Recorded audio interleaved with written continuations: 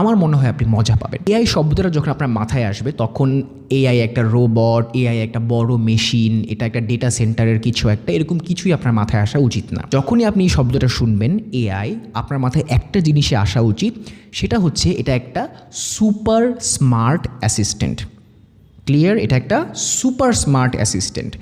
Assistant কী করে? আপনি যেই কমান্ডটা তাকে দিবেন সে সেই কমান্ডটা ভালোভাবে আপনাকে আউটপুট হিসাবে দিবে।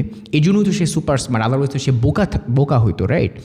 তো এই জন্যই আমরা যখন চ্যাট জিপিটি কিংবা গুগলের জেমিনাই কিংবা ক্লডের ভিতরে কোনো একটা ইনপুট দেই, কোনো একটা প্রম্পট দিই, সে কিন্তু খুব স্মার্ট অ্যান্সার দেয় এবং এত স্মার্টলি দেয় যে আমরা নিজেরা লেখালেখি বাদ দিয়ে দিয়েছি, আমরা নিজেরা অনেক কিছুই এখন আর করি না, সিম্পলি এআইকে জিজ্ঞেস করি যাচ্ছে এটা কী জিনিস এবং সে ভালোভাবে অ্যান্সার দেয়।